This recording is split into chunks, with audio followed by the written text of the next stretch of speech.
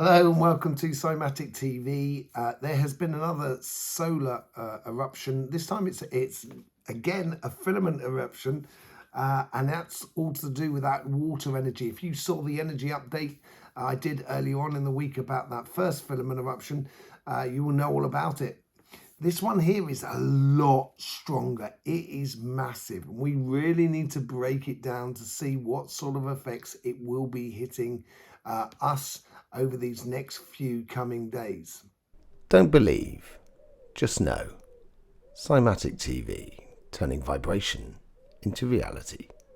So here we can see the Lasco Satellite, and you can see that volume of plasma that was released. The good thing is it's released in one particular direction. There's not the halo signature of one that's coming in our sort of direction of the Earth.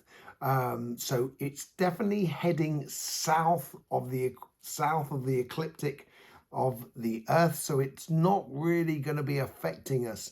But there's been lots of effects that's been happening because of it, because it creates a vibration that goes throughout the solar system. And we can see this filament that is erupting off the surface of the sun. It is massive at the moment. It really is big. And we can see it sort of repairing itself after that. This eruption, as I said, was heading much more sort of south, which we can see on the Lasco images here. But it did create a massive radio blackout. Now, the funny thing is, it's the same time as when the filament energy was supposed to arrive from that first eruption that we said earlier on in the week. And it seems to be backing it up. So what we're getting is the north and the southern poles being electrified in particularly. This is not the worst we've ever seen it, but we can also see the eruptions that are just coming off the sun at the moment as well. And this is connecting the crown chakra and the root chakra. And for all of those who has seen the energy update, which I did a message from the Earth, you will be able to see this. So I was talking about sort of having the energy was sort of saying, you know, stay true to your root. And this is really important here, and the energy seems to be backing that up a little bit. And there is some eruptions that we can see that was more towards the root chakra rather than anything else. But that's not the only thing that was happening on this today. We've also had some earthquakes. Now, quite a big earthquake in China. Now, that happened just before the eruption on the sun. So this, to me, and it hits right by the crown chakra, as you can well see on this sort of graphic here. The other side as well, if you look on South America, by the root chakra, you can see a cluster of earthquakes as well, pretty much on that zone. There's two zones as well, which is holding it back from the sacrum and also from the throat and the third eye, which is holding back the emotions. And I think this is going to play out in a very particular way within the world of the humans, in a way, within our social sort of connection and our sort of our collective, in a way. I think this is going to release over this period of time, and there is a particular reason for that.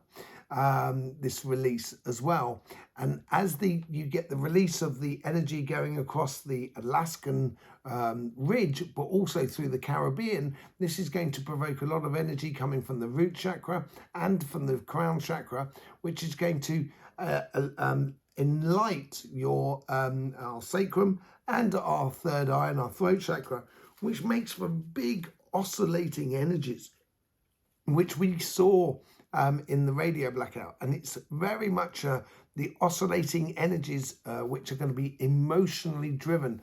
So I would be very wary of those sort of emotions, certainly all of this week.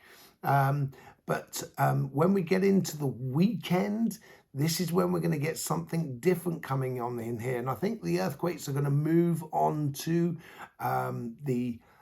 around the third eye and the throat chakra, and also around the solar plexus as well. And I think that is going to emphasize that oscillating energy as well, because we've got these two things that are coming round to face Earth at the moment, and they are coronal holes.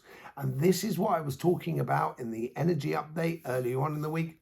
I'll leave it linked around my head somewhere so you can see it. And talking about sort of transitioning from a solar maximum down to a solar minimum. And as we do that, that's when filament energies become a lot more prevalent. So be very wary of the of your emotions if they start oscillating over, over 12-hour periods. I would be very sort of attentive to not try and fuel that. Because by the time we come into the weekend and we start hitting that corona hole, which will change the earthquake situations, that's going to be a lot more earth energy. And that earth energy is going to be giving reason to that oscillation of our emotions. And then we can end up doing, if you haven't got a control over it, you may end up sort of doing things physically that you may not want it to do, basically. So I would just be very wary of your oscillating emotions in accordance to the energies. As much as you can, I would obviously go meditating on ley lines and any sacred place that you can find. It's always good to sort of bring you back down to earth and back into alignment with who you are. So that's just a bit of a little heads up. You will see the video coming out on the energy makeup of Lords this weekend as well. I will see you there for that. But in the meantime, don't forget, life should be fun. So please do enjoy.